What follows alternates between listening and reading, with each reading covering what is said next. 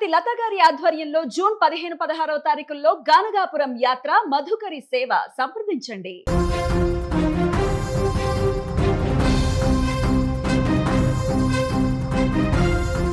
4 రోజులు గడుస్తుంది. ఇంకా ఆ 2 ఏళ్ల పాప ఆచూకీ తెలియట్లేదు.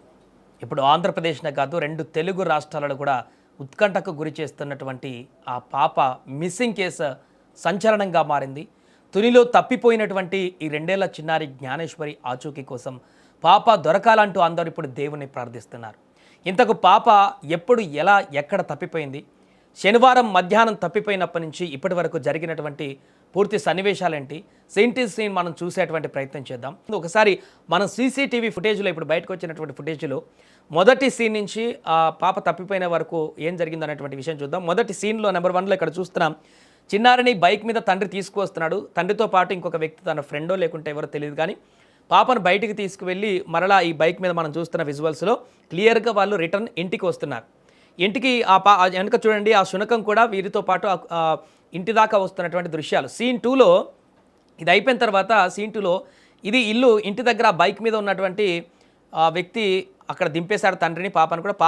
పాపని ఇంట్లో తండ్రి దిగబెట్టి అక్కడ మళ్ళీ తను తోటలకు వెళ్ళడానికి అక్కడ వదిలిపెట్టాడు. బట్ పాప అక్కడ ఏడుస్తూ నానా నీ వెంటే వస్తానంటూ కూడా పాప తన వెనకే బయలుదేరింది వెనకాల.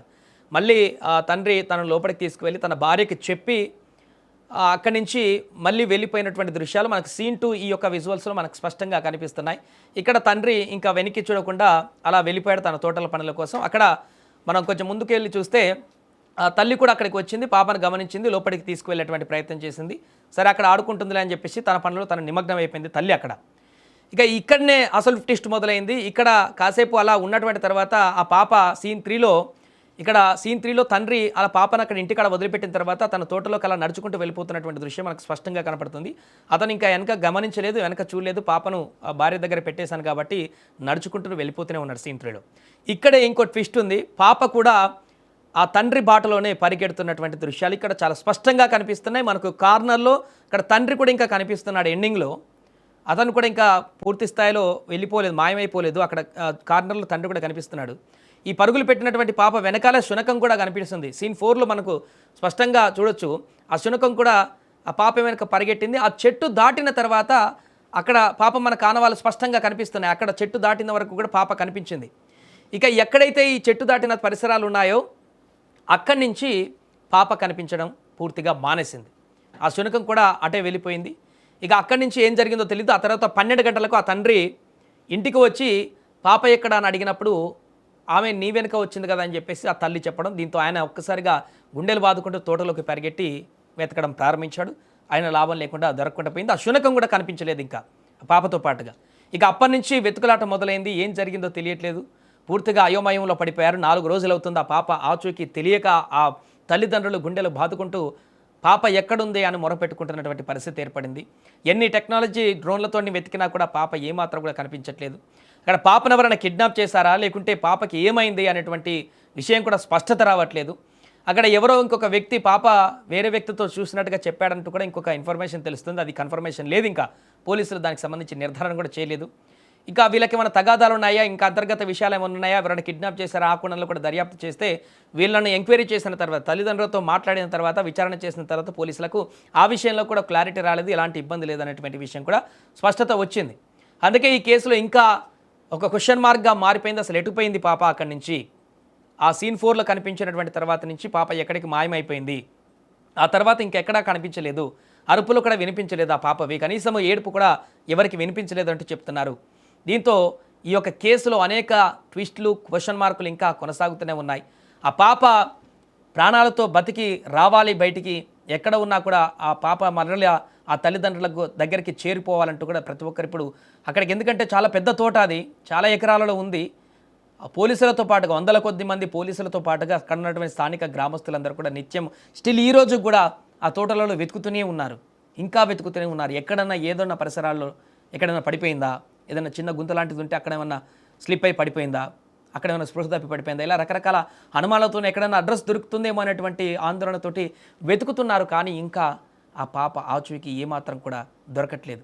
ముందుగా జూన్ 6వ తేదీ శనివారం ఉదయం 11:30 జ్ఞానేశ్వరి అనేటువంటి 2 ఏళ్ల చిన్నారి తన తండ్రి ఉంటున్నటువంటి తోటలోకి పెంచుకుంటున్న శునకంతో కలిసి పరుగులు తీసింది. తన తండ్రి ఇంటికి వచ్చి తన తండ్రి ఇంటి దగ్గర నుంచి పాపని ఇంటిలో వదిలిపెట్టి తను నడుచుకుంటూ ఆ పొలం పనుల కోసం ఆ తోట పనుల కోసం వెళ్తున్న సందర్భంలో వెనక పరిగెత్తుకుంటూ వెళ్ళింది. మధ్యాహ్నం 12 గంటల తర్వాత యథావిధిగా ఇంటికి వచ్చినటువంటి తండ్రి ఏదైతే ఇంట్లో ఆ పాపను దిగబెట్టి మరలా అతను తోటలకు వెళ్ళిపోయిన తర్వాత అటు తల్లి గమనించలేదు, తండ్రి గమనించలేదు, ఇంట్లో నుంచి పరుగులు తీసుకుంటూ ఆ తండ్రి వెనకాలే వెళ్ళిపోయింది. అయితే 12 గంటల తర్వాత యథావిధిగా ఇంటికి వచ్చిన తండ్రి చిన్నారి ఏదని తల్లి భవానిని ప్రశ్నించడం, తల్లి చెప్పిన సమాధానానికి నా దగ్గరికి రాలేదంటూ ఆమె చెప్పడంతో కంగారు పడ్డటువంటి తండ్రి తోట వైపు పరుగులు తీశాడు. తోటలో ఎంత వెతికినా కూడా చిన్నారి జ్ఞానేశ్వరి కనిపించలేదు. అదే రోజు గ్రామానికి చెందిన ఒక వ్యక్తి పాపను తోట శివారులో చూశాడంటూ చెప్పడంతో అక్కడ గాలింపు చర్యలు మరింత విస్తృతంగా చేపట్టారు. అయినా ఫలితం లేకుండా పోయింది. ఈ విషయంపైన పోలీసులకు జ్ఞానేశ్వరి తల్లిదండ్రులు భవానీ గణేష్లు ఫిర్యాదు చేశారు. దీంతో పోలీసులు దర్యాప్తు ప్రారంభించారు ఆ రోజు సాయంత్రం. ఇక మరుసటి రోజు అంటే జూన్ 7వ తేదీన ఆదివారం ఉదయం 5 గంటల నుంచి పోలీసులు గ్రామస్తులు సంయుక్తంగా కాకినాడ జిల్లా తుని మండలం దొండపాక సిహెచ్ అగ్రహారంలో ఉన్నటువంటి ఈ తోటలను పూర్తిగా జల్లెడ పట్టడం స్టార్ట్ చేశారు. అయితే ఎక్కడా కూడా పాప ఆచూకీ లభ్యం కాలేదు. పాపతో ఉన్నటువంటి శునకం కూడా ఆ జాడ కూడా తన జాడ కూడా కనపడలేదు ఆదివారం రోజు. ఇక ఆ రోజంతా పాప కోసం పామాయిల్ తోటలతో పాటు సమీపంలో ఉన్న కొండ ప్రాంతాలను కూడా పోలీసులు ప్రత్యేక ఫ్లై కెమెరాలతో డ్రోన్లతో వెతికినా కూడా ఎలాంటి ఫలితం కనిపించలేదు. ఇక మరుసటి రోజు అంటే జూన్ 8న సోమవారం 3వ రోజున పోలీసులు అనుమానం ఉన్నటువంటి వ్యక్తులపైన ఆరా తీశారు. అసలు పాప నిజంగా పెంపుడు కుక్కతో కలిసి కొండల్లోకి వెళ్ళిందా, లేక తల్లిదండ్రుల తగాదాల నేపథ్యంలో ఎవరైనా కిడ్నాప్ చేశారా అన్న కోణంలో కూడా దర్యాప్తు ఆ కోణంలో కూడా ప్రారంభించారు. అయితే అలాంటి విషయం ఏమీ లేకపోవడంతో పాప ముమ్మాటికి ఈ కొండల వైపే ఉంది అన్నటువంటి అనుమానంతో గాలింపు చర్యలు మరింత ముమ్మరం చేశారు. ఘటనా ప్రాంతానికి డీఎస్పీతో పాటు ప్రత్యేక బలగాల సైతం చేరుకొని దర్యాప్తు ప్రారంభించాయి. 3 రోజులు గడిచిన ఎలాంటి లాభం లేకుండా పోయింది. ఇక జూన్ 9వ తేదీ మంగళవారం అసలైనటువంటి ట్విస్ట్ నెలకొంది ఈ కేసులో.